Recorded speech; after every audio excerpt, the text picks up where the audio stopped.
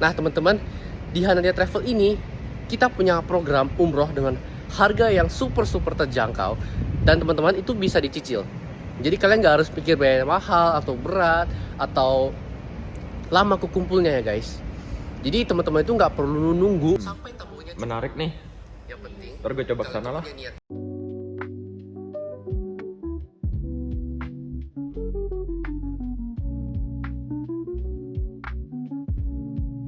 Halo, selamat datang di Hanania Travel.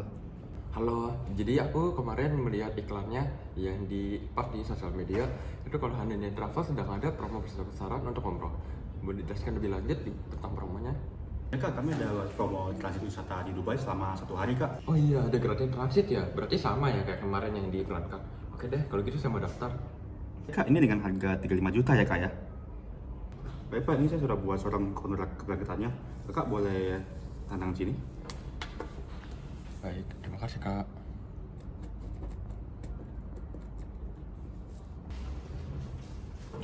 Baik pak, ini juga ya di tanda tangan.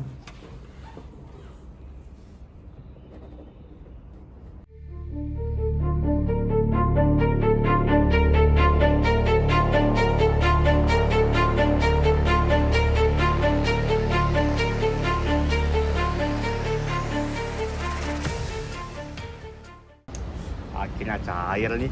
Gue bisa beli iPhone, beli mobil. Bro, thank you ya. Udah promosiin. Aman aja, sukses ya. Ya semoga rame ya. Ya masih. Amin.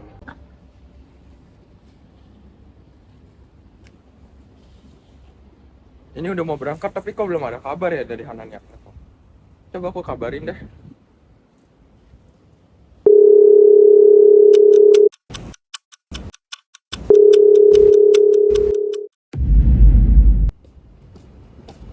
Lu kenapa? Gua kayaknya kemarin habis ketipu deh. Karena gue beli travel agent kan, tapi sampai sekarang belum dikabarin. Bang, sama travel agent yang mana? Travel agent Hanania. Lah, sama dong. Aku juga kemarin pakai yang itu. Emang dia kayaknya nipu deh, soalnya lagi viral di TikTok. Oh, penipu ya? Aduh, Ya kan? itu nggak bisa dibiarin sih. Ya emang kan? Katanya sih dia mau difoya-foyain. Mana mahal lagi, 35 juta. Iya, 35 juta gua. Sabar ya. Mendingan kita cari sekarang deh. Yuk.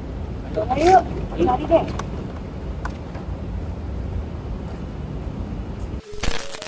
Halo semuanya, kembali lagi di podcast kita. Aku yang Marinjani dan kali ini aku nggak cuma sendirian, aku bersama dengan teman-teman aku. Kenalan dulu dong. Halo, aku Mandy Lai. Halo, Julian. Halo, Kelsa. Dan kali ini kita nggak cuma mau duduk-duduk ngobrol biasa, tapi juga mau ngebahas tentang satu berita yang menarik yang lagi happening di sosial media nih teman-teman. Nah, kali ini kita mau ngebahas tentang Hanania Travel. Kalau misalnya kalian adalah penggemar berita, mungkin kalian bakalan ini ya, udah familiar lah dengan berita yang viral belakangan ini gitu. Mau menganalisis berita yang dirilis sama Kompas.com sebelumnya, yang dirilis pada 29 Mei 2026.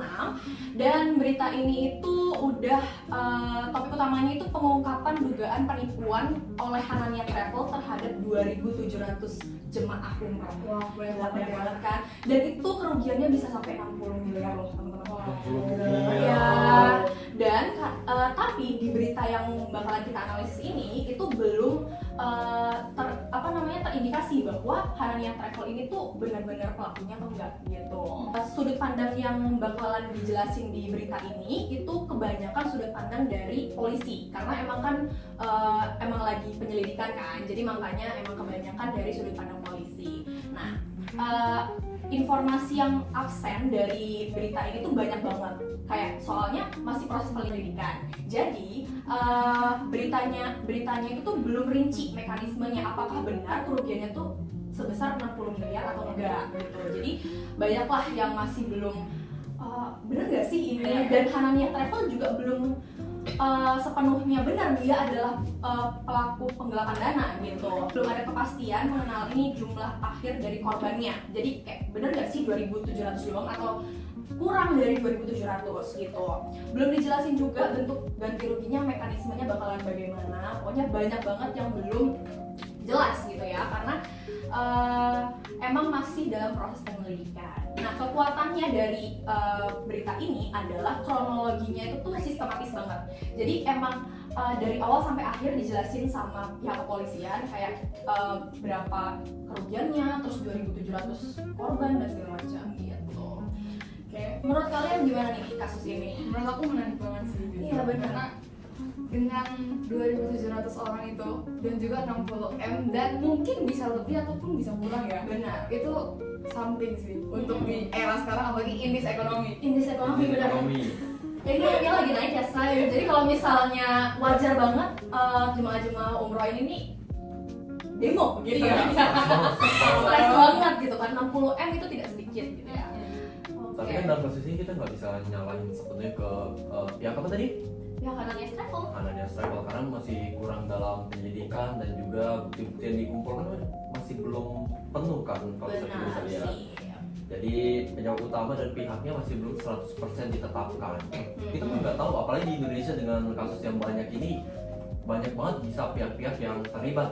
Bahkan bisa aja polisi juga ikut terlibat. Benar banget, tapi kayak dari proses penyelidikan juga mengindikasikan adanya dugaan kesalahan dari proses penggunaan dana gitu. Oleh karena itu juga pihak Hanania Travel walaupun mungkin masih ada kesalahan, tetap harus mempertanggungjawabkan secara hukum agar para korban itu tuh nggak terlalu merasa dirugikan gitu. Karena kan ya wajar aja ya mereka protes kalau misalnya kok saya belum dapat tiket pesawat di saat saya udah harus pergi gitu kan. Ya mereka pasti merasa dirugikan secara waktu, secara uang juga pasti secara merasa dirugikan. Dan juga karena ada keterlibatan dari berbagai artis.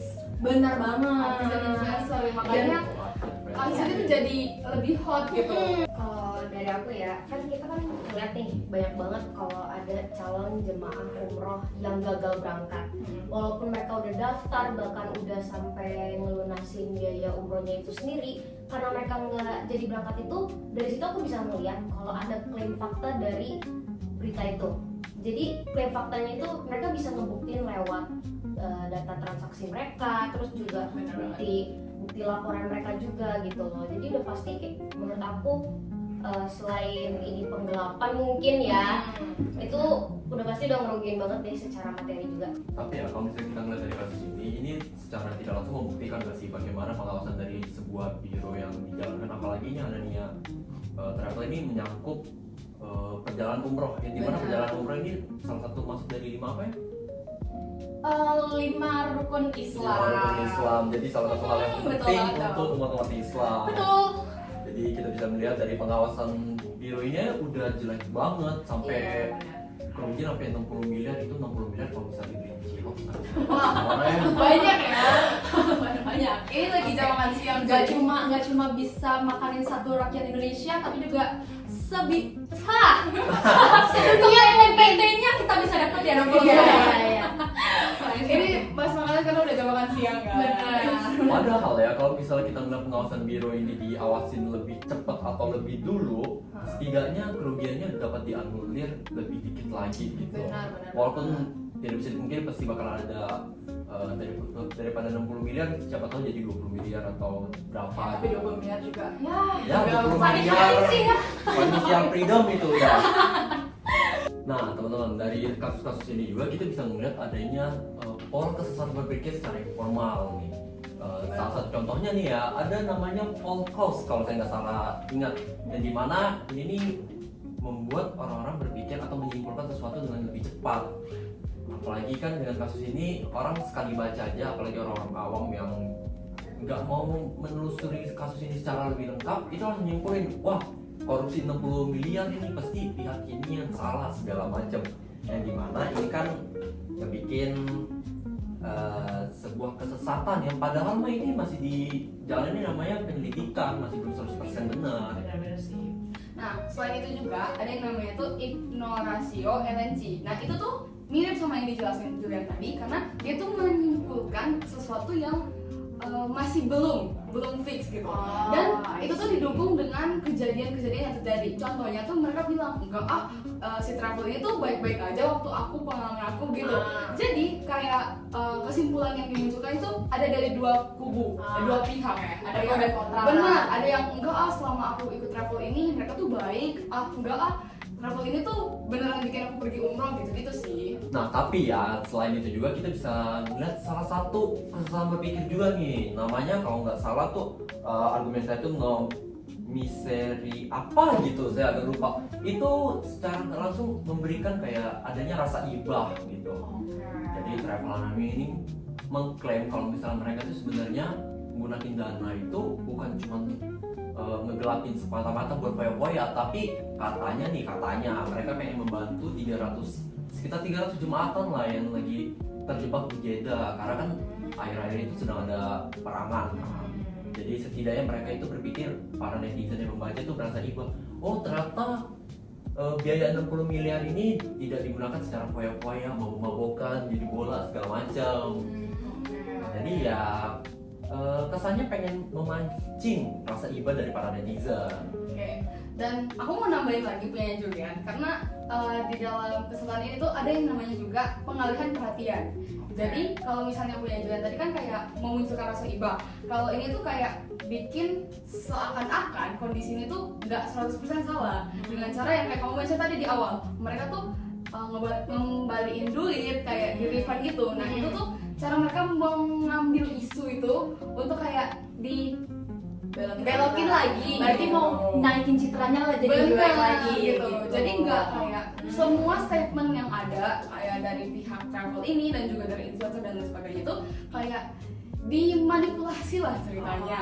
Gitu. Ya sebenarnya itu cara sosmed berbicara lah ya. Iya. Nah, ngomong-ngomong soal manipulasi, ini juga ada salah satu teori yang cukup menarik kalau kataku sih. Ini namanya argumentatum ad hominem. Nah, ini alih-alih menyalahkan pihak dari travel tersebut, mereka lebih memilih membelokkan fakta yang ada, jadi seakan-akan menyalahkan korban. Jadi korban yang udah kena 60 miliar hilang secara halus begini malah lebih dia salahkan karena mereka tergiur lah, serakah, dan juga kan ad-ad dari iklan-iklan mereka yang katanya pelunasan sebanyak sejuta gitu kan, itu secara nggak langsung melabeli para korbannya yang jadi pelakunya. Ini kan agak gak masuk akal gitu kan. Tapi ya para komentar-komentar publik yang menggiring opini ini kan nggak bisa diganggu gugat lah, mereka mau ngetik sembarangan atau kayak gimana juga nggak bisa. Iya, dan makanya dari itu kasus ini tuh, penyelesaian dari kasus ini tuh sepenuhnya harus didasarkan oleh bukti yang ada dan melihat juga dari audit finansialnya juga dan juga hasil investigasi resmi dari kepolisian agar terhindar dari kesimpulan yang keliru dan subjektif. Benar banget teman-teman, memang banyak banget hal yang patut kita pelajari ya dari kasus Hanania Travel ini, mulai dari kejujuran, tanggung jawab, dan juga kita perlu untuk bisa hati-hati gitu. Ada pesan dari kita semua? Oke guys, aku punya tip buat kalian. Kalau misalkan kalian mau pilih travel umroh, pertama kalian harus lebih teliti, yang kedua kalian itu harus cek legalitasnya, dan yang ketiga jangan gampang tergiur sama iklan-iklan yang mungkin kelihatan bagus banget. Oke? Betul banget. Oke, pembahasan kita sampai di situ aja. Thanks for watching this video. Jangan lupa like, comment, dan subscribe. Bye bye. Dan dalam kasus ini juga ada yang namanya silogisme. Yang pertama itu silogisme kategoris, yaitu premis mayor atau PU, semua biro perjalanan umroh yang menggunakan dana jemaah untuk kepentingan di luar penyelenggaraan umroh telah melakukan penggelapan. Kemudian ada yang namanya premis minor atau PK, yaitu Hanania Travel terbukti menggunakan dana jemaah untuk menutupi persoalan keuangan perusahaan dan kepentingan lain di luar penyelenggaraan umroh. Dan ada yang namanya juga kesimpulan atau K, yaitu jadi Hanania Travel telah melakukan penggelapan.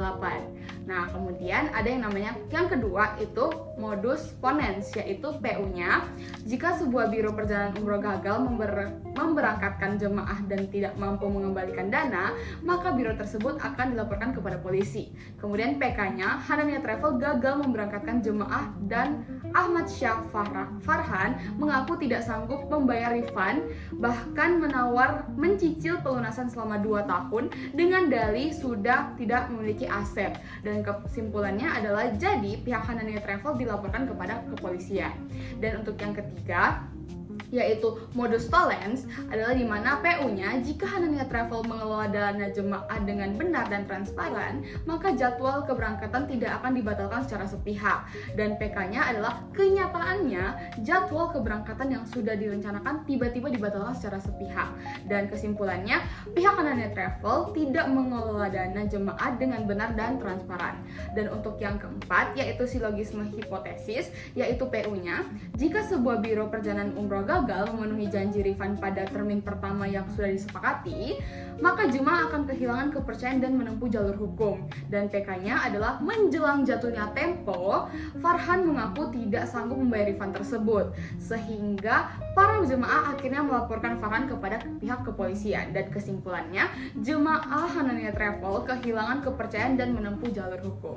Dan untuk yang kelima, yaitu silogisme disjungtif, yaitu PU-nya pembatalan keberangkatan jemaah Hanania Travel terjadi entah karena force majeure atau konflik yang terjadi di Timur Tengah, atau karena penggelapan dan penipuan oleh manajemen. Dan PK-nya adalah dalam penyelidikan, polisi menyebut dana milik para calon jemaah digunakan untuk menutup persoalan keuangan perusahaan dan kepentingan lain di luar penyelenggaraan umroh, yaitu bukan murni untuk force majeure-nya. Dan untuk kesimpulannya, jadi pembatalan keberangkatan jemaah Hanania Travel disebabkan oleh penggelapan dan penipuan oleh manajemen.